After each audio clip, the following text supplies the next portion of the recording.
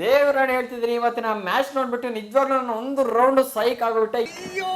ಏನ್ ಗೊತ್ತಿತ್ತು, ಇಂಡಿಯಾದ ಫಸ್ಟ್ ಇನ್ನಿಂಗ್ಸ್ ಬ್ಯಾಟಿಂಗು ಇಡೀ ಸ್ಟೇಡಿಯಂನ ಬೆಂಕಿ ಬಿರುಗಾಳಿ ಮಾಡಿ ದೇವ್ರು ಮಾಡ್ಬಿಟ್ಟಿದ್ರು ಸ್ಟೇಡಿಯಂನ. ನ್ಯೂಜಿಲೆಂಡ್ ಪ್ಲೇಯರ್ಸ್ ಎಷ್ಟು ವರ್ಷ ಆದ್ರೂ ಕೂಡ ತಿರುಗ್ ನೋಡ್ಬೇಕು, ಮತ್ತೆ ಬೇರೆಯವ್ರಿಗೆ ಕೂಡ ಹೇಳ್ಬೇಕು. ಗುರು ಹಿಂಗೊಂದು ಸೀರೀಸ್ ಇತ್ತು, ಹೋಗಿದ್ವಿ, ಚೆಚ್ಚಿ ಬಿಸಾಕ್ಬಿಟ್ರು. ಒಂದೇ ಒಂದು ಮ್ಯಾಚ್ ಏನೋ ಅಡುಕ್ ಪುಡಕಲ್ಲಿ ವಿನ್ ಆಗ್ಬಿಟ್ರಿ. ಅದ್ ಬಿಟ್ರೆ ಇಂಡಿಯನ್ ಪ್ಲೇಯರ್ಸ್ ಅಂತ ಚೆಚ್ಚಿ ಬಿಸಾಕ್ಬಿಟ್ರು. ಏನು ಒಂದು ಮ್ಯಾಚ್ ಇಂಡಿಯಾದವ್ರು ವಿನ್ ಆಗಿದ್ರು ಅಂದ್ರೆ ವೈಟ್ ವಾಶ್ ಮಾಡಿ ಹಂಗೆ ವಾಪಸ್ ನ್ಯೂಜಿಲೆಂಡ್ಗೆ ಅವ್ರನ್ನ ಪಾರ್ಸಲ್ ಕೂಡ ಮಾಡ್ಬೋಯ್ತು.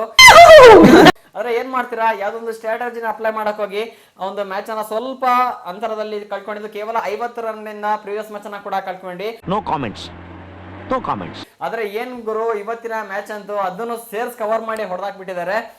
ಸ್ಟಾರ್ಟಿಂಗ್ ಅಭಿಷೇಕ್ ಶರ್ಮಾ ಬರ್ತದಂಗೆ ಸುಮಾರು 30 ರನ್ ಕಾಂಟ್ರಿಬ್ಯೂಷನ್ ಕೂಡ ಮಾಡಿದ್ರು. ಅದಾದ್ಮೇಲೆ ಸ್ಟಾರ್ಟಿಂಗ್ ಅಭಿಷೇಕ್ ಶರ್ಮಾ ಆಡಕ್ ನಿಂತಿದ್ ನೋಡಿದ್ವಿ ಅಂದ್ರೆ ಇವತ್ತು ಪಕ್ಕ ಒಂದು ಹೈ ಸ್ಕೋರಿಂಗ್ ಮ್ಯಾಚ್, ಏನೋ ಒಂದು ಹಿಸ್ಟ್ರಿ ಕ್ರಿಯೇಟ್ ಮಾಡ್ತಾರೆ ಅಂತ ಅನ್ಕೊಂಡೆ. ಹೋಗ್ತಾ ಪ್ಲೇಯರ್ ಆಲ್ಮೋಸ್ಟ್ ಸೆಟ್ ಕೂಡ ಆಗಿದ್ರು ಅಭಿಷೇಕ್ ಶರ್ಮಾ. ಅದಾದ್ಮೇಲೆ ಏನಾಯ್ತಾ ಗೊತ್ತಿಲ್ಲ, ಲಾಕಿ ಫರ್ಗ್ಯೂಸನ್ಗೆ ವಿಕೆಟ್ ಕೂಡ ಕೊಟ್ಬಿಟ್ರು. ಅದಾದ್ಮೇಲೆ ಎಲ್ರೂ 10 ಸೆಕೆಂಡ್ ಮೌನಾಚರಣೆ ಮಾಡೋಣ. ಈ ಸಂಜು ಸ್ಯಾಮ್ಸನ್ ಯಾಕೆ ಹಾಕೊಂಡಿದ್ರೆ ಟೀಮಲ್ಲಿ ಏನಂಗ ಈಗ ಆಗ್ತಾ ಇದೆ, ಏನ್ ಕರ್ಮ ಗುರು. ಲಾಸ್ಟ್ 3 ಮ್ಯಾಚ್ ಯಾವ ಮ್ಯಾಚ್ ಆಡೇ ಇಲ್ಲ ಕರ್ಮ. ಇವತ್ತು ಕೂಡ ಅಷ್ಟೇ ಹೋಮ್ ಗ್ರೌಂಡ್ ಅಲ್ಲಿ ಆಡ್ತಾರೆ ಅನ್ಕೊಂಡಿದ್ದೆ. ಯಾರ್ದು ಸಂಜು ಸ್ಯಾಮ್ಸನ್ ಹೋಮ್ ಗ್ರೌಂಡ್ ಅಲ್ಲ. ಹಾಗಾಗಿ ನಾನು ಬೆಳಗ್ಗೆ ಅನಾಲಿಸಿಸ್ ವಿಡಿಯೋ ಮಾಡ್ಬೇಕಾದ್ರೆ ಕೂಡ ಹೇಳಿದ್ದೆ, ಸಂಜು ಸ್ಯಾಮ್ಸನ್ ಇವತ್ತು ಆಡ್ಬೋದು ಹಾಗೆ ಹೇಗೆ ಅಂತ ಒಳ್ಳೆ ಬಿಲ್ಡಪ್ ಕೂಡ ಕೊಟ್ಟಿದ್ದೆ.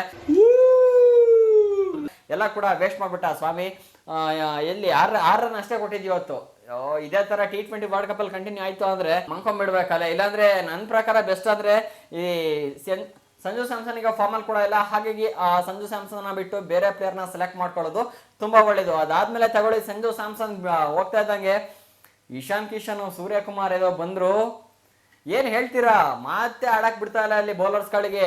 ಬ್ಯಾಟ್ ಎತ್ತಿದ್ರೆ 4-6, ಬ್ಯಾಟ್ ಎತ್ತಿದ್ರೆ 4-6, ಸುಮಾರು 10 6 ಅನ್ನ ಕೂರ್ಸಿರುವಂತದ್ದು ಇಶಾನ್ ಕಿಶನ್. 4 ಅಲ್ಲಾಗರು 6 ಅನ್ನೇ 10 ಕೂರ್ಸಿರೋದು. ಅದಾದ್ಮೇಲೆ 6 4 ಅನ್ನ ಹೊಡೆದಿರುವಂತದ್ದು. ಸುಮಾರು 239 ಸ್ಟ್ರೈಕ್ ರೇಟ್ ಅಲ್ಲಿ ಗೇಮ್ ಆಡಿದ್ದು. ಯಪ್ಪ, ಹೇಳಕ್ ಪದಗಳೇ ಬರ್ತಿಲ್ಲ. ಏನ್ ಹೇಳ್ಬೇಕು ಅಂತಾನೆ ಗೊತ್ತಾಗ್ತಲ್ಲ, ಆತರ ಚೆಚ್ಚಿರುವಂತದ್ದು. ಕೇವಲ 43 ಬಾಲಿಗೆ 48 ಬಾಲಿಗೆ 103 ರನ್ ಹೊಡೆದಿರುವಂತದ್ದು ಇವತ್ತಿನ ಮ್ಯಾಚ್ ಅಲ್ಲಿ. ಆಬ್ಸಲ್ಯೂಟ್ಲಿ ಬೆಂಕಿ ಅನ್ಕೊಳ್ಳಿ ಮಾತ್ರ. ನೆಕ್ಸ್ಟ್ ಲೆವೆಲ್ ಮ್ಯಾಚ್ ಇವತ್ತು. ಅದಾದ್ಮೇಲೆ ಸೂರ್ಯಕುಮಾರ್ ಯಾದವ್ ಕೂಡ ಅಷ್ಟೇ, ನಾನು ಏನ್ ಕಡಿಮೆ ಇಲ್ಲ ಗುರು ಅಂತ 30 ಬಾಲಿಗೆ 63 ರನ್ ಚೆಚ್ಚಿ ಬಿಸಾಕಿರುವಂತದ್ದು. ಏನ ಹೇಳಿದ್ರು ಸೀಸನ್ ಈ ಒಂದು ಸೀರೀಸ್ ಸ್ಟಾರ್ಟ್ ಆಗಿಂತ ಮುಂಚೆ ಅದನ್ನ ಸೂರ್ಯಕುಮಾರ್ ಯಾದವ್ ಅವರು ಚೆನ್ನಾಗಿ ಉಳಿಸ್ಕೊಂಡಿದ್ದಾರೆ. ಮತ್ತೆ ಸಖತ್ತಾಗಿ ಈ ಒಂದು ಸೀರೀಸ್ ಅಲ್ಲಿ ಗೇಮ್ ಅನ್ನ ಕೂಡ ಆಡಿರುವಂತದ್ದು. ಅದಾದ್ಮೇಲೆ ಹಾರ್ದಿಕ್ ಪಾಂಡೆ ಕೂಡ ಅಷ್ಟೇ, ನೆಕ್ಸ್ಟ್ ಲೆವೆಲ್ ಗೇಮ್ ಪ್ಲೇ.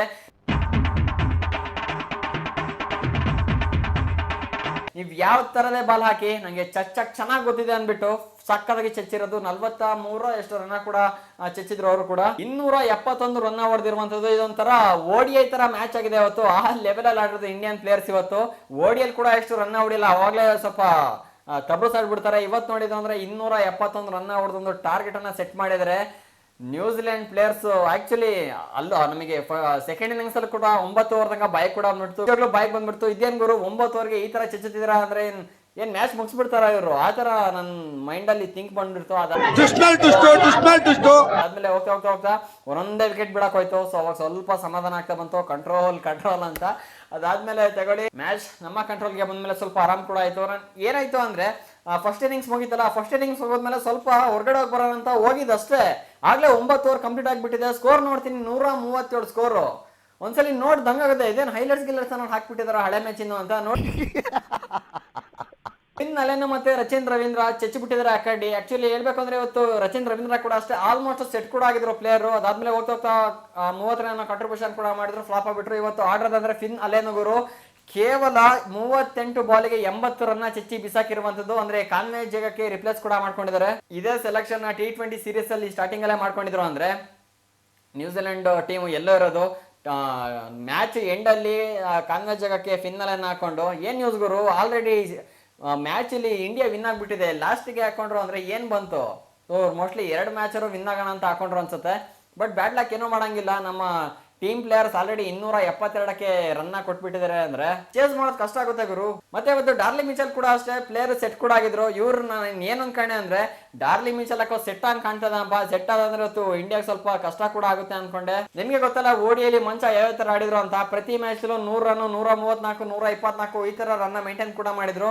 T20ಲಿ ಆಡಕ್ಕೆ ನಿಂತ್ಕೊಳ್ತಾರೆ ಅಂತ ಸ್ವಲ್ಪ ಭಯ ಕೂಡ ಆಯ್ತು. ಯಾವಾಗ ವಿಕೆಟ್ ಬಿತ್ತು ಕಂಪ್ಲೀಟ್ ಆಗಿ ಕನ್ಫರ್ಮ್ ಕೂಡ ಆಯ್ತು. ಮ್ಯಾಚ್ ಇಂಡಿಯಾಗೆ ಆಯ್ತು ಅಂತ ಅದಾದ್ಮೇಲೆ ಈಶು ಸೋದಿ ಕೂಡ ಅಷ್ಟೇ ಡ್ಯಾರ್ಲಿ ಮಿಚೆಲ್ ಪರವಾಗಿ ಆಡಿದ್ವಿ ಇವತ್ತು. ಏನ್ ಗುರು ಇವತ್ತು ಬಿಡ ಬೌಲರ್ ಅನ್ನಂಗೆ ಅಲ್ಲ, ಆತರ ಬ್ಯಾಟ್ಸ್ಮನ್ ತರ ಇವತ್ತು ಈಶು ಸೋದಿ ಬ್ಯಾಟಿಂಗ್ ಅನ್ನ ಕೂಡ ಮಾಡಿರುವಂತದ್ದು. 15 ಬಾಲ್ಗೆ 33 ರನ್ ನೋಡಿರುವಂತದ್ದು. ಅದಾದ್ಮೇಲೆ ನಮ್ಮ ಬೌಲಿಂಗ್ ಡಿಪಾರ್ಟ್ಮೆಂಟ್ ಕಡೆ ಬರೋದಾದ್ರೆ Harshdeep Singh next level come back ಮಾತ್ರ ಇವತ್ತಿನ ಮ್ಯಾಚ್ ಅಲ್ಲಿ 5 ವಿಕೆಟ್ ನ ತೆಗೆದಿರುವಂತದ್ದು ಗುರು ಇವತ್ತಿನ ಮ್ಯಾಚ್ ಅಲ್ಲಿ. ನಿಜವಾಗ್ಲೂ ಲಾಸ್ಟ್ ಮ್ಯಾಚ್ ಕೂಡ ಹೇಳಿದೆ ಹರ್ಷದೀಪ್ ಸಿಂಗ್ ಫಾರ್ಮ್ ಅಲ್ಲಿ ಕೂಡ ಎಲ್ಲ ಬಿಟ್ಟು ಬೇರೆ ಪ್ಲೇಯರ್ ನ ತಗೊಳ್ಳೋದು ಬೆಸ್ಟ್ ಅಂತ. ಬಟ್ ಇವತ್ತಿನ ಮ್ಯಾಚ್ ನೋಡಿದ್ವಿ ಅಂದ್ರೆ 5 ವಿಕೆಟ್ ಅನ್ನ ತೆಗೆದಿರುವಂತದ್ದು. ಅದಾದ್ಮೇಲೆ ಮತ್ತೆ ಅಕ್ಷರ್ ಪಟೇಲ್ ಕೂಡ ಅಷ್ಟೇ 3 ವಿಕೆಟ್ ಅನ್ನ ತೆಗೆದು, ಮತ್ತೆ ಕೊನೆದಾಗಿ ನಮ್ಮ ರಿಂಕು ಸಿಂಗ್ ಒಂದು ಓವರ್ ಕೂಡ ಸಿಕ್ತು. ಆ ಓವರ್ ಅಲ್ಲಿ ಮ್ಯಾಚ್ ಅನ್ನ ಸಮಾಪ್ತಿ ಮಾಡಿ ಈಶು ಸೋದಿದ ವಿಕೆಟ್ ಅನ್ನ ಕೂಡ ತೆಗೆದು ಅಲ್ಲಿಗೆ ಮ್ಯಾಚ್ ಎಂಡ್ ಮಾಡಿ ನ್ಯೂಜಿಲೆಂಡ್ ಅವ್ರನ್ನ ಸೇಫ್ ಆಗಿ ನ್ಯೂಜಿಲೆಂಡ್ಗೆ ಬಿಟ್ಟು ಬರೋ ಕೆಲಸ ಕೂಡ ಆಗಿದೆ. ಸೊ ಇವತ್ತಿನ ಮ್ಯಾಚ್ ಅಂತೂ ನಿಜವಾಗ್ಲೂ ಇವರು ಅಲ್ಟಿ ಮ್ಯಾಚ್ ಮಾತ್ರ. ನಿಮ್ಗೆಲ್ಲ ಹೇಗೆ ಅನಿಸ್ತು ಅಂತ ಕಾಮೆಂಟ್ ಮಾಡೋದಂತೂ ಮಿಸ್ ಮಾಡ್ಬಿಡಿ. ಇದೇ ರೀತಿ ಹೆಚ್ಚಿನ ಕಂಟೆಂಟ್ ಆಗಿ ಚಾನಲ್ ಈಗ ಸಬ್ಸ್ಕ್ರೈಬ್ ಮಾಡಿ. ಇದೇ ರೀತಿ ಕ್ರಿಕೆಟ್ ಕಂಟೆಂಟ್ಗಳು ಪ್ರತಿನಿತ್ಯ ಬರ್ತಾನೆ, ಬೇಗ ಸಬ್ಸ್ಕ್ರೈಬ್ ಮಾಡಿ. ಮುಂದಿನ ಫ್ರೆಶ್ ಕಂಟೆಂಟ್ ಜೊತೆ ಮತ್ತೆ ಸಿಗೋಣ. ವಿಡಿಯೋ ನೋಡೋಕೆ ಧನ್ಯವಾದಗಳು. ಜೈ ಹಿಂದ್, ವಂದೇ ಮಾತರಂ.